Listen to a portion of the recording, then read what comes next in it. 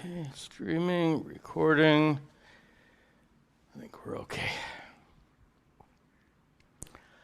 Om Sahana Vavatu Sahano Bhunaktu Sahavidyan Karavavahai Tejasvinavadhitamastu Ma Vidvishavahai.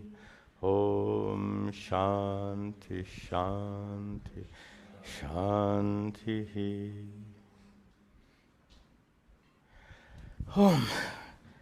Good. There we are. Welcome to all of you.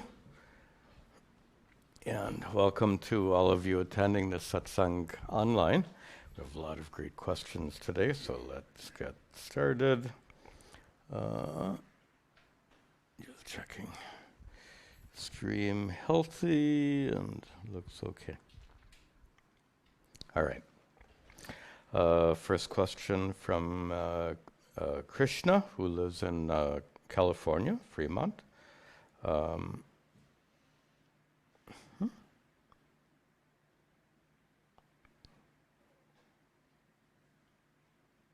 we go. All right. Is there such a thing as someone who's half-enlightened? Krishna asks. And he describes how he has a little long paragraph. I'll paraphrase it for you. He has some sense of distance and discernment about his independence from his mind. And sometimes I can see how clearly there is no doer as such, just associative thinking of my mind, go on and on and on. This becomes clear during self-inquiry practices, which is all very good. But I have no glimpses, no visceral seeing through the ignorance, no enlightenment. I am just aware of the ignorance and awareness. Let's be very, and I'm sure Krishna knows this very well, we've talked about it. Enlightenment is generally not accompanied by a mystical experience. I'll say that again. Generally, getting enlightened is not accompanied by a mystical experience. You may or may not have experiences. It really depends on your meditation practice, depends on other factors in your life. In enlightenment, as we've discussed so many times, is the discovery of your already existent true nature. Nothing new is happening. Nothing new happens. All we're doing is removing ignorance, removing that so-called veil of ignorance that prevents you from recognizing your true nature. So when you gain knowledge, when you learn how to do something on your computer that you didn't know before, did you have some mystical experience? Doubtful, right? My point is that removal of ignorance is not necessarily accompanied by any kind of special experience, and I think that's part of Krishna's. By the way, I had the wrong name here. This is Krishna from Boston. Sorry, Krishna. So,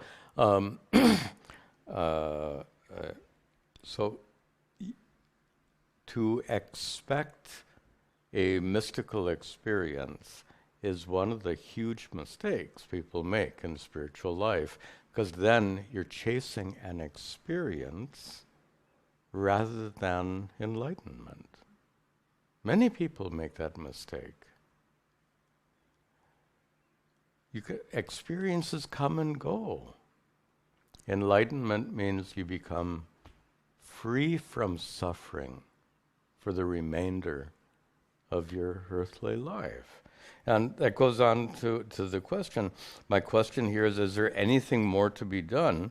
Did you, in your formative years, encounter this understanding? Of course, everything that Krishna has understood is important, it's correct, but mere understanding is not enough. Let's be very, very clear about it.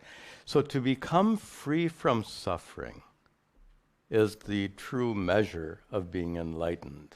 Not, let's say, understanding how the mind works and the nature of consciousness, abstract understanding of all of that according to the teachings of Vedanta, intellectual appreciation of all of that is absolutely not enlightenment. And all of that can contribute to your gaining enlightenment. All of that can contribute to your process of self-inquiry, which culminates in your immediate personal discovery of your true nature as Satchidananda Atma. With that discovery, you discover you are already full and complete. Oh, that cut out again. Thank you. Thank you. She's watching on her laptop. Let me see if I can fix this camera.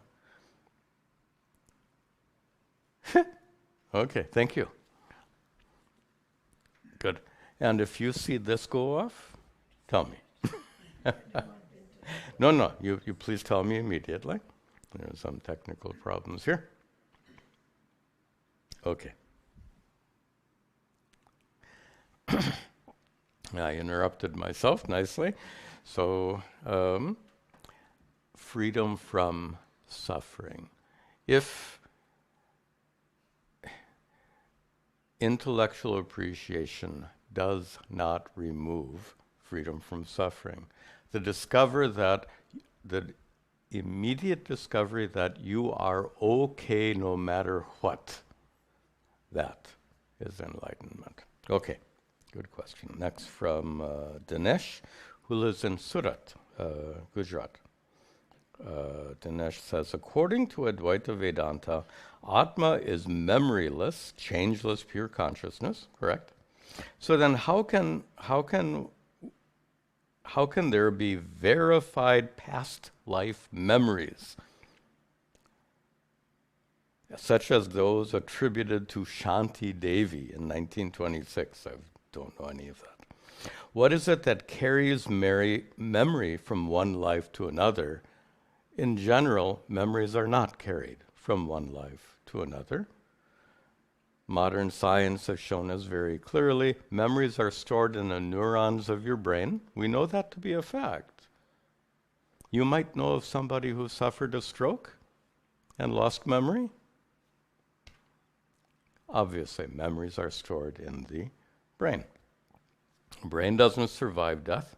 What is said to survive death, what is said to be the carrier of information from past lives is certainly not Atma, most of you understand that very well, but rather what we call Sukshma Sharira, subtle body. The subtle body is said to be capable of not carrying a specific memory from one life to the next, but rather samskaras, impressions, deep impressions. Not specific memories, deep impressions. This is what is taught by all traditional teachers. Then the question is, what to do with these reports of somebody remembering in tremendous detail certain things that happened in a past life, and even the ability to some degree verify all of that. And those of you who have studied logic and science, you know very well, anecdotes prove nothing. Correct? Anecdotes prove nothing. You can find odd cases, absolutely. There is such a thing as coincidence in life, right? So just from the standpoint of rigorous thinking, anecdotes prove nothing. I'm not saying it's not possible. I'm just saying it's not proven by such anecdotes. And nor is it acknowledged by traditional teachers of Advaita Vedanta. Again, specific memories cannot be conveyed because they're stored in your brain. What can be conveyed are these so-called samskaras. Next question from Amit, who lives in India.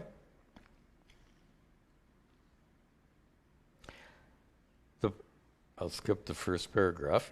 samsaric issues, the struggles of day-to-day life. Vedanta may not solve these issues, but does Vedanta work by saying that we are complete by ourselves and unaffected by worldly issues. So keep trying to resolve them, but then know that we are complete. Partially correct understanding here. Just a little more detail. What Vedanta does not say, the way Vedanta does not work is this. This is what do they call it? Spiritual bypassing. What is spiritual bypassing? Don't worry about all your worldly problems, because after all, it's all an illusion. You're suffering from cancer? It's an illusion. Your mother just died. It's all an illusion. Vedanta says so. That is absolutely not what Vedanta says and how Vedanta works. First of all, Vedanta never uses the word illusion, and the word maya, properly understood, is absolutely not translatable as illusion. In fact, many Sanskrit scholars make this point. I should perhaps also make the point, in that there are so many Sanskrit terms that are untranslatable into English.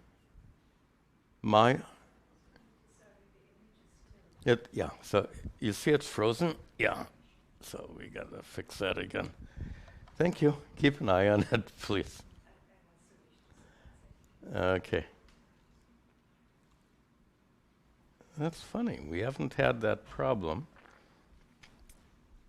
in previous classes. And there it is back again. Okay. So what you want to do is keep an eye on the image and let me know when it freezes or goes wacky. Okay. So Maya, untranslatable. The world is not an illusion. Suffering is an experiential fact of life. Undoubtable, right? That which is in your experience, how can anyone deny it? You experience suffering. No amount of Vedanta can deny your personal experience. So if Vedanta says, "Oh, you have to shift your understanding so that you know that you are Satchidananda Atma." Knowing that you are Satchidananda Atma, back to the prior discussion, in an abstract way doesn't help one bit. What does remove that problem of suffering, as we said, is your immediate, direct discovery that I am pure consciousness which remains utterly unaffected in spite of the problems. Which means if you have a physiological problem that causes pain, I think there's another question later here, we'll see. Pain is not removed through any amount of Advaita Vedanta. Pain is a physiological sensation, and that sensation is going to remain. Your body can experience pain as long as you're alive. How to deal with pain? Sorry to make a bad joke, take some Tylenol, or if it's really bad, take something stronger. But from a Vedantic standpoint, the way we deal with pain is to discover that you are okay in spite of the experience of pain. If your being okay depends on a total absence of pain, when will you be okay? You get it, right? When you no longer have a body, you'll be perfectly fine. So the Vedantic solution is Vedanta is not a pain relief system. It relieves you of suffering. It allows you to be okay in spite of the pain. Okay. Then from Mahendra, who lives in Fresno, California.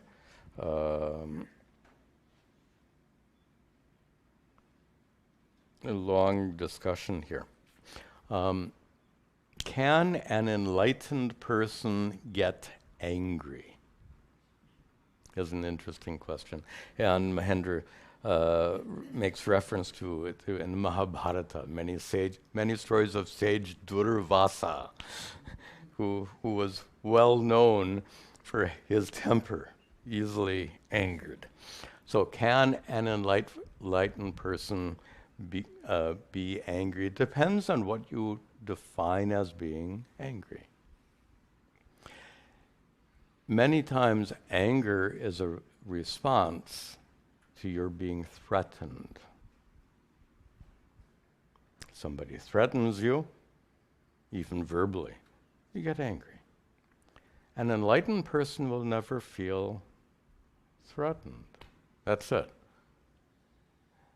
But is an enlightened person capable of expressing anger? You bet. You know, I gave this example once of an enlightened mom with her child. And little toddler, starts wandering into the busy street. Mom shouts at this kid, "Don't you ever, ever go into that street again." Mom looks really angry. Is she? Not at all. So enlightened mom can express anger. And perhaps the same is true for an enlightened person in certain circumstances that might be expressed. The anger of an enlightened person would never be born of feeling threatened, feeling transgressed upon. Okay. Question here from another Amit. Prior Amit lived in India. This Amit lives in Belmead, which is about 10 miles from here.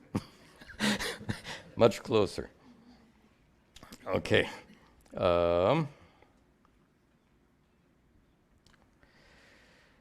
Let's see. I have read, you said the universe is a projection, like a dream is projected by the dreamer. I have read in other places that Advaita sees the world as a dream, so I'm a little confused. My first question is, in what sense is the world real, and in what sense is the dream only a comparison and not a truth? First of all, be very clear. Dream is only a metaphor. Only a metaphor.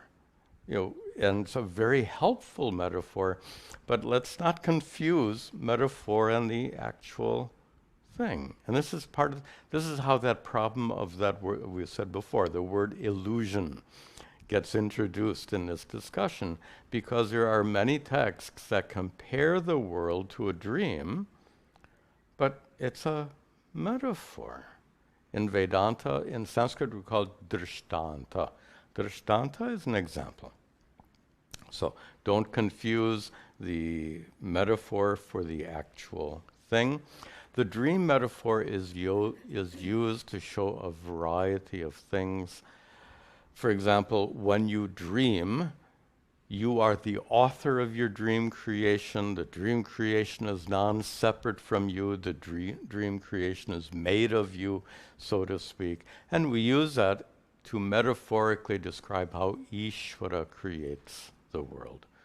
By the way, mainstream Vedanta does not say that the world is like your dream. Properly speaking, Vedanta says the world is like Ishvara's dream. That's a big difference, right?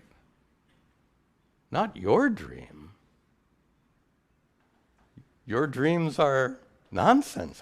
My dreams too. It's utter nonsense. The world is not utter nonsense like your dream or my dream. The world is the metaphor, the dream metaphor is used to describe the world as Ishvara's dream. Okay, that being said, and it's by the way, those of you who have studied more Vedanta, Ishvara is the Mayavi, the one who wields the power of Maya to create the world. You are not Maya. You don't wield the power of creating the world. You only wield the power of creating your own dreams, which are nonsense. So that leads then to Amit's question. In what sense is the world real, and in what sense is dream only a comparison? So we just said dream is only a metaphor. In what sense is the world real? When we talk about real, this is a bad joke. Anytime you talk about reality to a teacher of Vedanta, and he'll pick up a pot. Why? Because it's a stock example. When we're talking about reality, we discern the difference between pot and clay. I'm just checking to make sure this is still running fine. Difference between pot and clay. To what extent is the pot real? Bearing in mind that there is 6 ounces of clay in my hand. How much did the pot add to that 6? Of that 6 ounces, how much is pot and how much is clay? Okay? So of the 6 ounces of object in my hand, 100% of it is clay, 0% of it is pot. On the other hand, we still see a pot and talk about a pot. To that extent, the pot is real. Pot is something we experience. It is nama rupa. It is a name and a form. And to the extent that it is a name and form, it has that much reality, unlike this pot. This pot has no nama rupa. This pot has no reality. This pot has some reality. We call it transactional reality, vyavaharika satta. And the clay is more real than the pot. In the same way, the world is an appearance, just like the pot. And just as the pot is experientially real, the world is experientially real. But just as this pot is not utterly real, because it's really just clay, in the same way the world we experience is not completely real. Let me take one more question here, and we'll see if you have some questions. Next question from Stefano, who is a yoga teacher in Spain. Stefano is attending our 6-month online course. And in that course, we discussed recently the anandamaya kosha.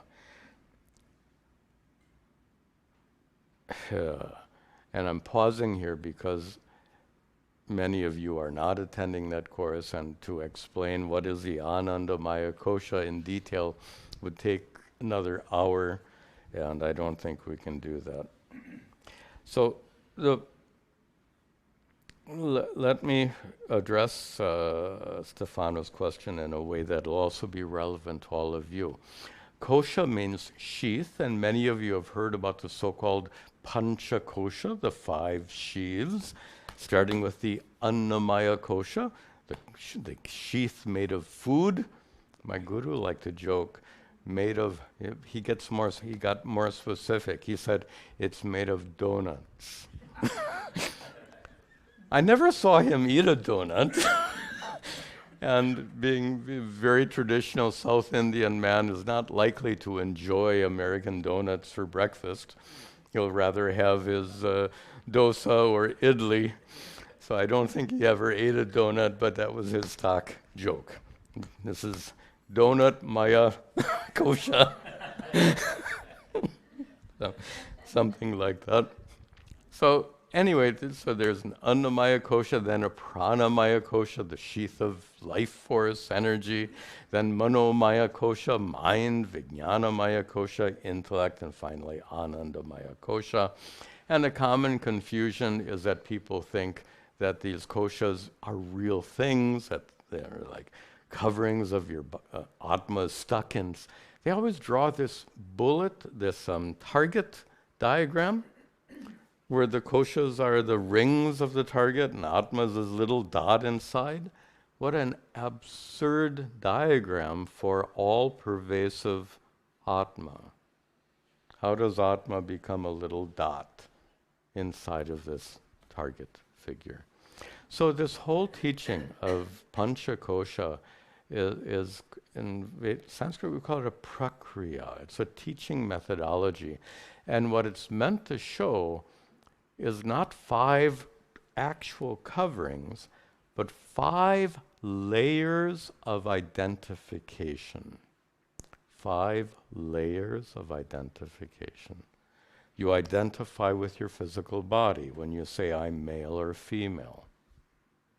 You identify with your pranamaya kosha when you say, I'm alert or I'm tired.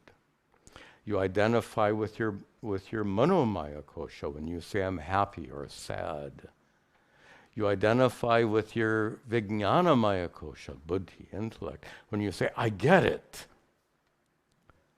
And you identify with your anandamaya kosha in several circumstances, and I will answer Stefano's question.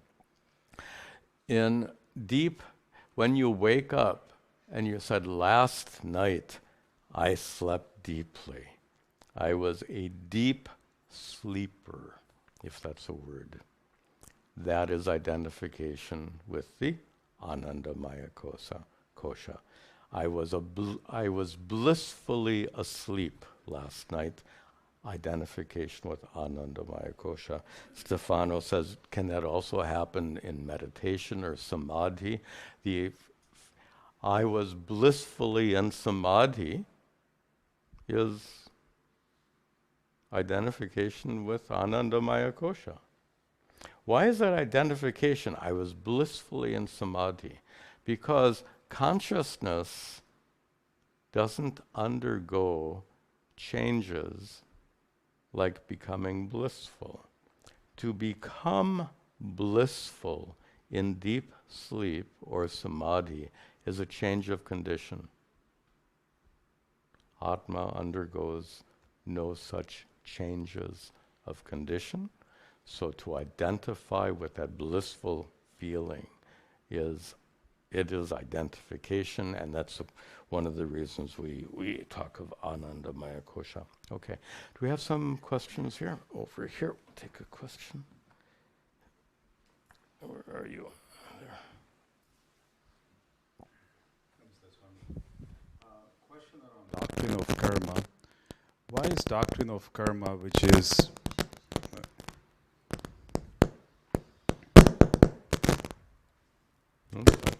Your phone is there. Could be. Yes, I there think that was yeah. I was watching the stream just to make sure it was working. Yeah. No. Okay. So something to be aware of is that phones can affect, and especially that's about a 20-year-old microphone. That might have something to do with it as well. Okay. Go ahead, please. Yeah. So my question is around doctrine of karma, which is a belief system, as you have said it. A belief system, why was that incorporated as part of the Advaita Vedanta teachings, which is sometimes hard to reconcile with the logic, whether Vedanta is very logical? Excellent question.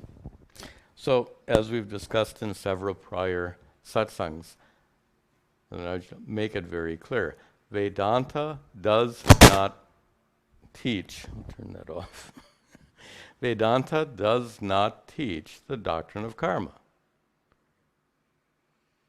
Vedanta refers to it because it's part of the world view that was prevalent at the time that the ancient rishis lived.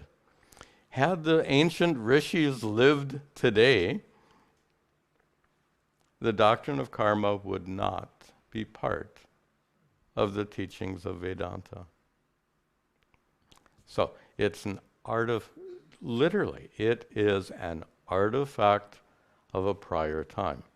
Now then the argument, this is where you're going, if you'll pardon me for putting thoughts in your mind, then why are we holding on to this outdated artifact?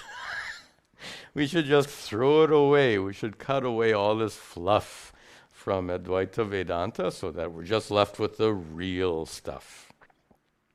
And in my view, that's undesirable because the doctrine of karma, for the vast majority of followers of Vedanta, is helpful. May not be helpful for you, and I get that. But for most followers of Advaita Vedanta, the doctrine of karma is helpful. And without getting into a long discussion of this, I'll remind you that a belief is neither true nor false by definition. This is something, please listen carefully. When we call something a belief, it means you can't prove it to be true, you can't prove it to be untrue. Doctrine of karma is a matter of belief. You can't prove it to be true, you can't prove it to be untrue. But I've said this several times, and I feel it's so important. The value of a belief is not in its veracity, because there's no veracity. It's a belief. The value of a belief is in its ability to help you. That's it. Which means, think about all of our Christian friends who believe that accepting Jesus Christ as their Lord and Savior, they are guaranteed eternal life in heaven and freedom from damnation. Does that belief help them? Absolutely. For the vast majority of Christians. Would that belief help you? Probably not. But it helps them. You say, but it's not a correct belief. Wait a minute, there's no such thing as a true belief and a false belief. It's a belief, and it helps them. Wonderful. No problem. Okay, good. Another question here, please. Thank you. Namaste, Swamiji. My question is somewhat related. In that shloka, Satoma Sadgamaya, the last line is Mrityorma Amrutam Gamaya. Is that a reference to praying for no punarjanma or the doctrine of karma? Could be. So prayers are, we should remember, first of all, they're poems. And poems are not meant to be taken very literally. So in that prayer, we pray, Mrityoho Ma Gamaya, mom, me, Gamaya, lead me. Lead me from what? Mrityoho, from death. Amritam, to immortality. So what those words mean, lead me from death to immortality. Does it mean that with this physical body, we'll never be subject to death? Clearly, that's not what it means.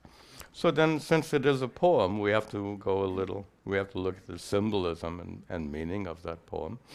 And obviously the physical body is not immortal, because it was born. Anything that's born comes to an end. On the other hand, your true nature as Satchidananda Atma is unborn, uncreated, and therefore immortal. So how to be led to immortality, you can get it, right? How to be led to immortality is to be led to discover your true nature as Satchidananda, right? Okay. A question in back here. You'll need the microphone. Thank you, Swamiji. Does Vedanta teach that we have a purpose in our life apart from like self-realization or waking up? And I ask that because it would seem like if we did, that would lead to goals and desires. Sure. But for example, Arjuna had a purpose. Okay, I think we can, your question is good. Thank you. I don't think we need to illustrate it much more. What is the goal according to Vedanta? Actually, backing up from Vedanta, which is focused on Upanishads, which are part of the Vedas, to back up and consider all of the Vedas, The goal of life, according to the Vedas, is fourfold. Many of you have heard of the Chaturtha Purushartha, the four goals of life: kama, artha, dharma, and moksha. So 4 goals of life, 3 of which are concerned with worldly ends, and the last of which, moksha, is concerned with liberation. So it's significant that the Vedas acknowledge the validity of worldly goals. Vedanta doesn't. But the Vedas absolutely do. Why do you have all the Vedas are full of rituals? What are those rituals for? Achieving your worldly goals. Not just worldly goals, but next life also, which is worldly, otherworldly. But Vedanta, on the other hand, Vedanta begins with the recognition that pursuing all of these goals will not culminate in perfect peace, contentment, absolute freedom from suffering. On the other hand, moksha is complete contentment and freedom from suffering. So the goal in Advaita, let's be very clear, just to tweak your language just a little bit. The goal in Advaita Vedanta is not self-realization for several reasons. First of all, self-realization are English words, and the goal of moksha is not exactly translatable in English words. The term self-realization comes close to the Sanskrit expression Atma Sakshatkara, the immediate recognition of your true nature as Satchidananda Atma. But even that is technically not the goal. The goal, as we've said several times in the Satsang, the real goal is freedom from suffering. And to look at the goal through that lens, freedom from suffering, unites all the 4 goals. So those goals, usually they give in the order dharma, artha, kama, moksha. Allow me to change the order for the sake of teaching. Kama, fulfilling your desires. Why do you want to fulfill your desires? Because if you don't, you suffer. Next, artha, wealth, security. Why do you want wealth and security? So you don't suffer. Dharma, which in this context means the accumulation of good karma so that you'll have less suffering in this life and next suffering in your next life. So kama, artha, dharma, or in the traditional order, dharma, artha, kama, are all about freedom from suffering. From a Vedantic standpoint, they're temporary freedom from suffering, as opposed to moksha, which is complete freedom from suffering.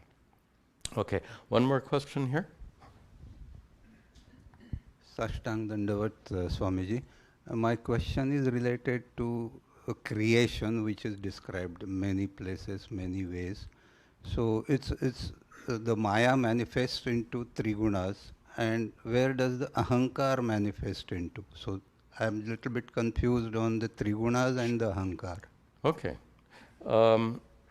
First of all, to talk about, we're mixing 2 standpoints. One is a standpoint of the universe, and the other is a standpoint of you as an individual being. So first we have to choose one or the other, and I think since you're asking about ahankara, let's set the universe aside and talk about you and your personal experience. Is this working? Yeah. Okay. And part of your personal experience is you feel like an individual person. This is me. That feeling of being an individual person is actually what the word ahankara means. Ahankara, the literal meaning of the word, is that which creates aham. And here aham is the sense of being, aham is the Sanskrit pronoun I, and it refers to the sense of being me. The sense of me-ness or I-ness is ahankara. and it is a natural part of you. So your body is trigunatmika, made of three gunas. Your mind is trigunatmika, made of these three gunas. And one aspect of your mind, made of three gunas, is ahankara. Does that address your question? I'm not sure. It's okay? Okay, that's good. Okay, let's take a few more questions. Here, question here from Prashanto, who lives in Bangladesh. A question about blissfulness.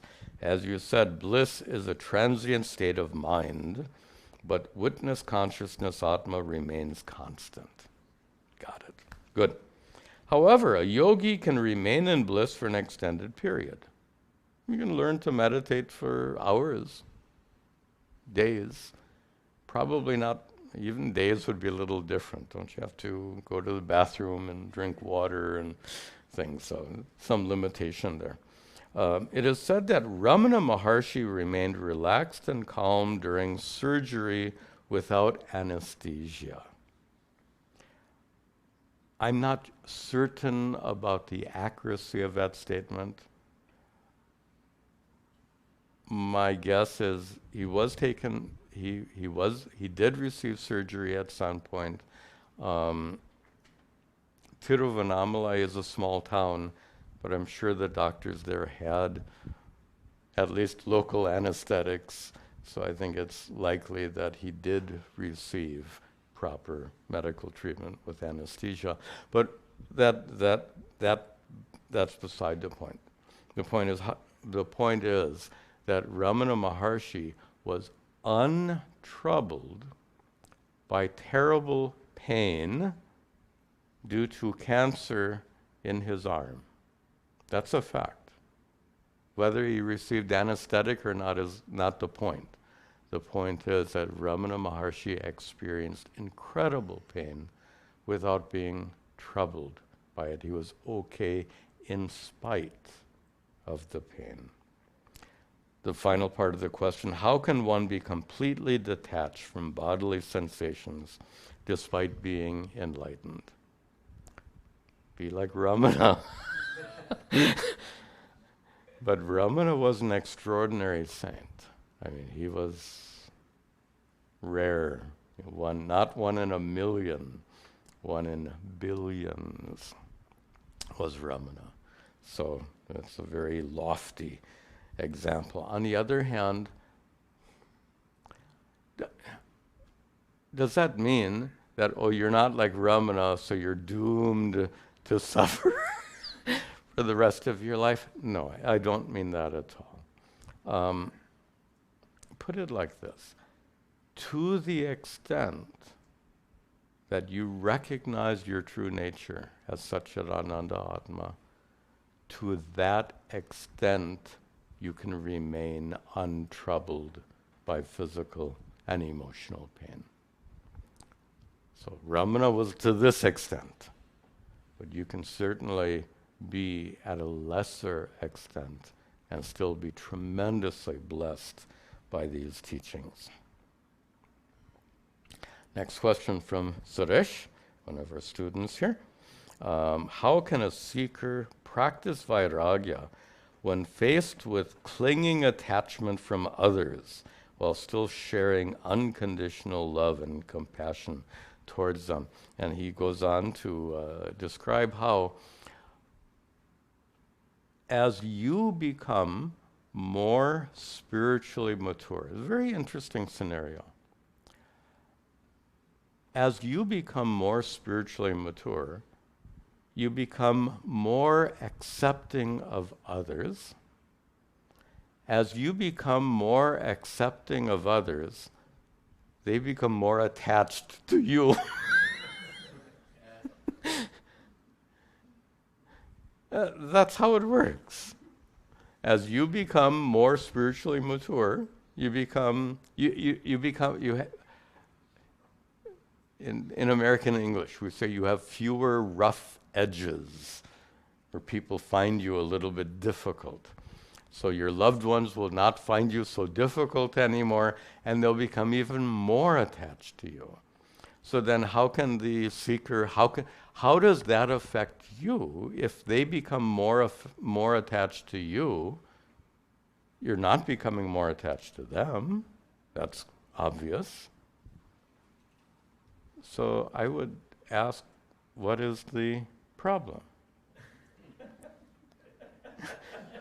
If they become more attached to you, which means and let's be clear, attachment means emotional dependence. Your loved ones become more emotionally dependent on you. But as you become more spiritually mature, you become a more reliable source of emotional support for them. We call that a win-win situation. You lose nothing. If somebody is emotional, let's be very clear. If somebody is emotionally dependent on you, and you're in bad shape, it's a lose-lose situation, right?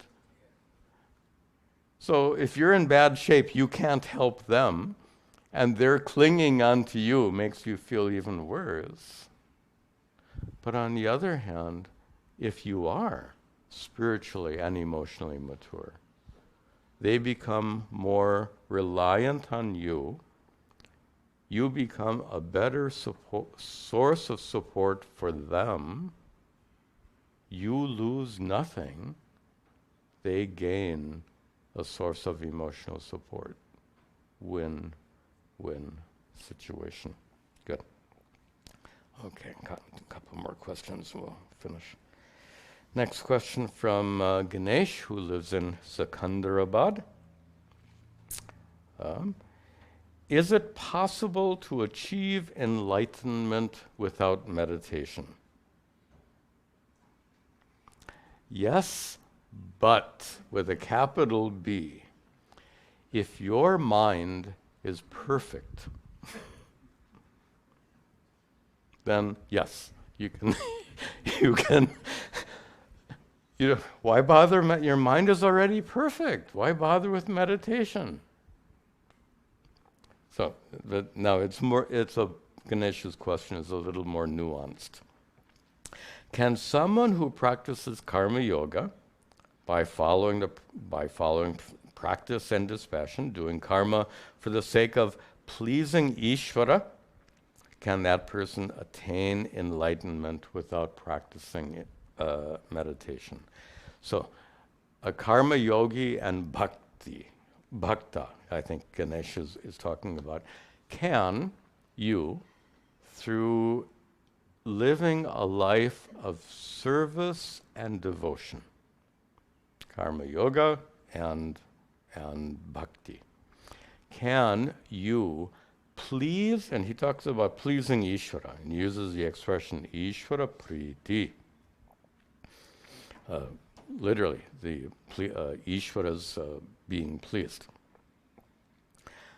Can you please Ishvara to the extent that Ishvara decides, hey, you've pleased me. I'm sorry, I get really silly. I shouldn't do this, but Ishvara becomes so pleased with all of your prayers and devotions, he says, okay, I'll give you a break.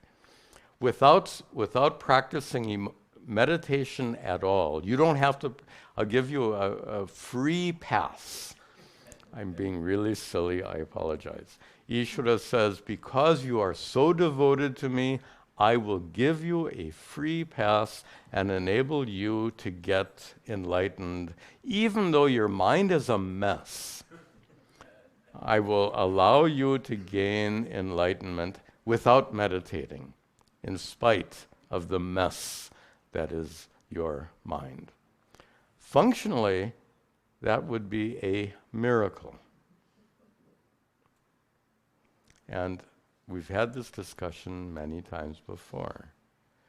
When you look upon Ishvara as a miracle maker, you're looking through the eyes of a child, which is not wrong. The devotion of a child is wonderful. In a child's eyes, the child's parents are miracle makers. Mom can produce a cookie. It's magic. Mom's hug can remove your sorrow. It's magic. So it's natural for a child to look at mom and dad as miracle makers, but when a child grows up, the child understands mom and dad are capable of tremendous love, but not miracles. In the same way, when you grow up spiritually, you will no longer look at Ishvara as a miracle maker. Still love, but not through miracles. So to think of mom and dad as doing miracles is childish. To think of Ishvara as doing miracles is childish. I didn't say wrong. There's something that innocence of childhood is something very precious. So it's not wrong, but it is a child's perspective. Okay, one last question here. Oh.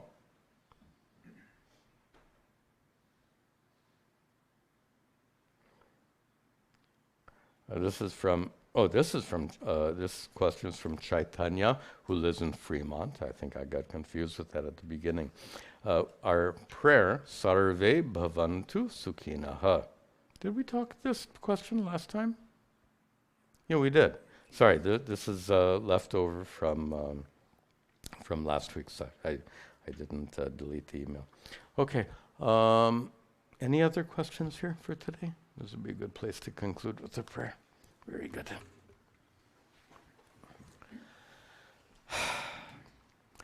Om Sarve Bhavantu Sukhinaha Sarve Santu Niramayaha Sarve Bhadrani Pashyantu Ma Kaschid Dukkha Bhag Bhavet Asato Ma Satgamaya Tamaso Ma Jyotirgamaya Mrityor Ma Amritangamaya Om Shanti Shanti Shanti Om Tat Sat.